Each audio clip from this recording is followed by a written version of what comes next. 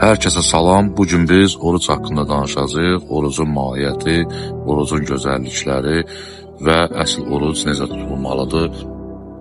Birinci sual budur. Mən niyə oruç tuturam?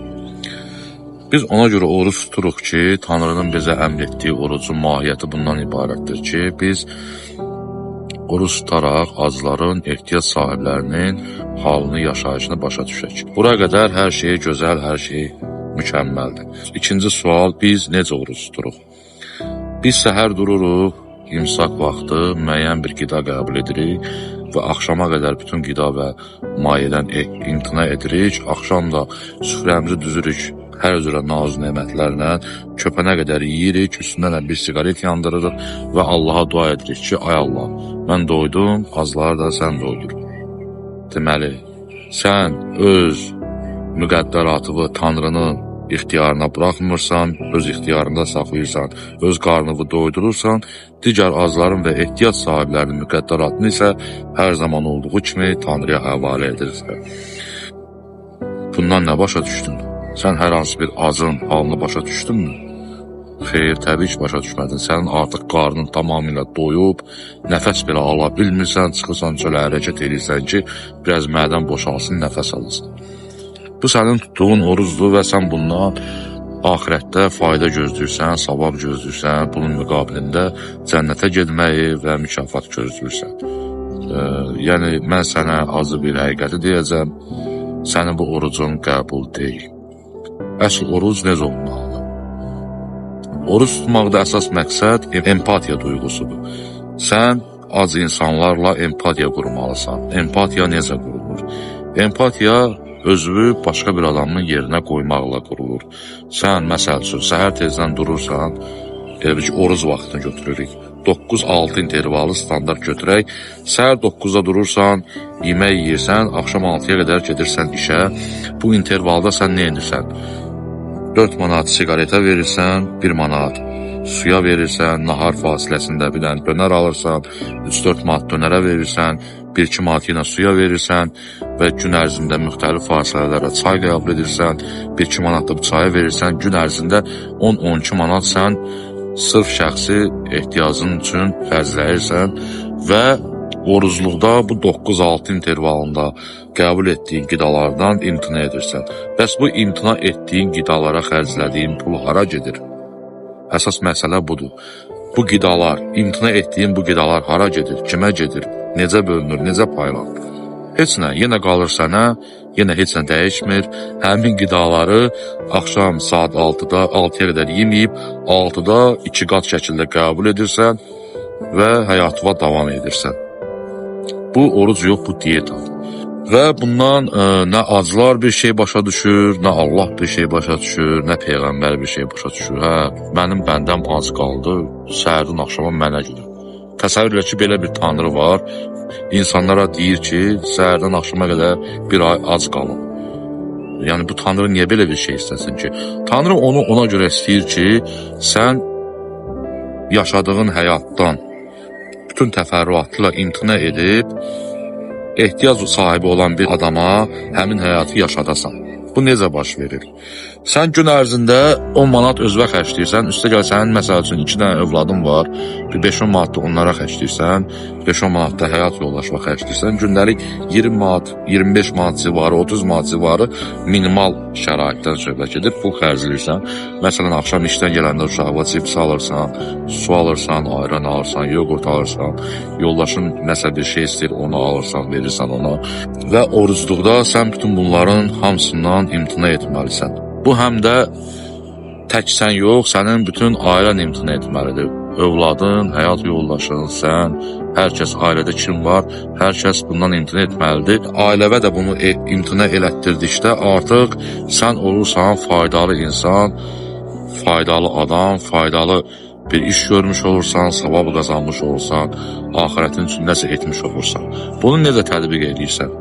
Götürürsən bir ailə, məsələn, sənin ailənin 4 nəfər üzvü var, sən də 4 nəfər üzvü olan bir ailə götürürsən, məsələn, valideyn, ata, ana, 2 dənə də övlad. Bir ay ərzində sən övladına aldığın oyuncaqları, övladına aldığın qidaları, həyat yoldaşına aldığın qidaları, paltarları, kosmetik vasitələri, ətirləri, yeməkləri, ailənə nə xərcləyirsən, özünə nə edirsən, hamısını istisnasız və qeyd şərtsiz yaşadırsan həmin ailəyə. Sən nə edirsən?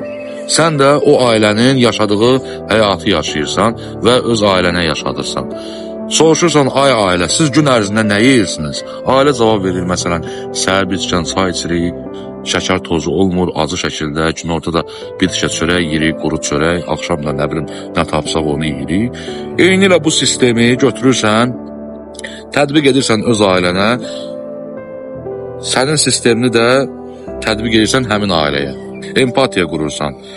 O sənin həyatını yaşayır, sən də onun həyatını yaşayırsan. Burada fayda nədən ibarətdir? Burada tək fayda bir ailəyə kömək eləmək deyil. Bunun əlavə faydaları da var. Belə olan halda sənin övladın da artıq egoist olmur, digər uşağın halını görür və paylaşır. Məsələn, oruç tutmur, ancaq yediyi yeməkdən, yediyi cipsidən, oynadığı oyuncaqdan, geyindiyi paltardan imtina edir, onu verir digər uşağa. Artıq sənin övladın da olur yaxşı insan, faydalı insan, gələcəkdə faydalı bir şəxsiyyət kimi yetişməyinə övladın tövbə vermiş olursan.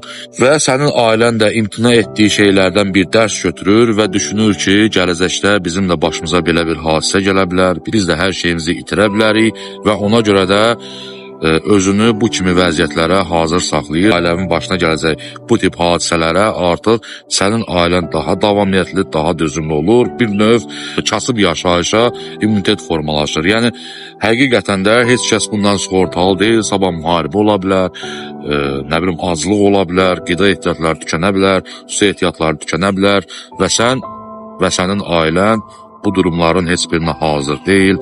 90% Azərbaycan ailəsi bu tip hallara hazır deyil.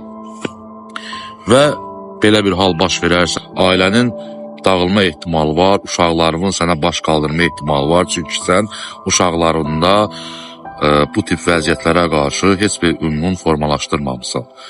Bu sənin və ailənin həm götürəcəyi dərs, həm də etdiyi faydadır. Digər ailənin buradan götürəcəyi fayda bundan ibarətdir ki, artıq o uşaqlar da insan kimi formalaşmağa başlayır.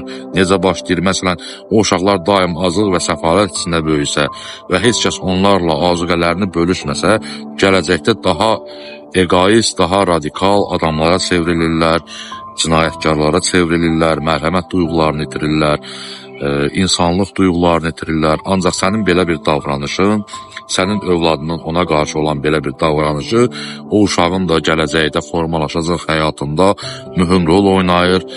Düzgün yetişməsinə, daha mərhəmətli yetişməsinə, daha insani duyğularla yetişməsinə gətirib çıxardır və o uşaq da gələcəkdə bu metodu digər uşaqlara əgər imkanlı olarsa, gələcəkdə vəziyyət dəyişərsə və əlinə keçən imkanı qəddarcasına qisas almaq üçün istifadə etməyib, əvəzində digər insanlara, digər uşaqlara sənin onlara verdiyi mərhəməti verərək cəmiyyətə böyük bir fayda sağlaya bilər.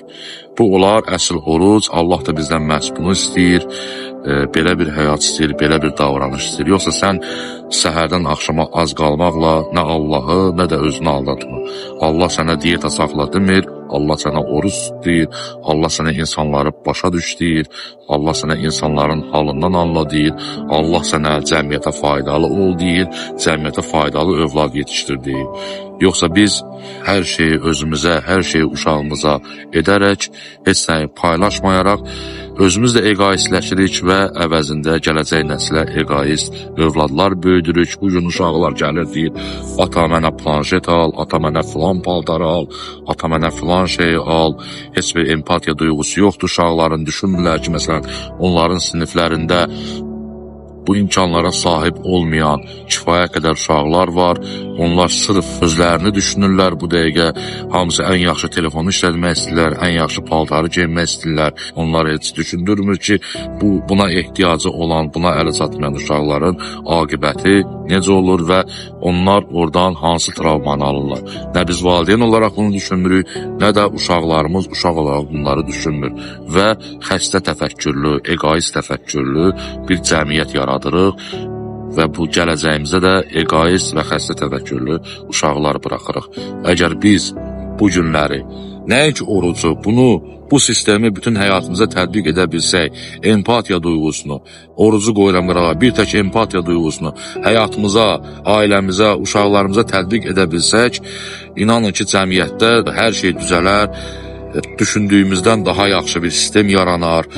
Ancaq biz mən egosundan imtina edə bilmirik, hər şey bizə, hər şey mənə deyərək özümüzü də pis günə qoyuruq, uşaqlarımızı da, ətrafımıza da zərərli insan oluruq. Çalışaq, zərərli yox, xeyirli insan olaq. Tanrı bizdən nə namaz qılmağı, nə oruç tutmağı, nə zəkat vermək istəmir. Tanrı bizdən bir tək şey istəyir, insan olmağı, insan olaq. Dinlədiyiniz üçün təşəkkür edirəm. Bu tip mövzularla bağlı mənim kitabım var, Asi kitabı, romandır, 170 səhifəlik, xırda həzmli bir romandır. Romanı əldə etmək istəyirsinizsə, mənimlə əlaqə saxlayın, aşağıda qeyd etdiyim nömrələrə yazın, zəng edin, kitabdan faydalanın. Təşəkkür edirəm, sağ olun.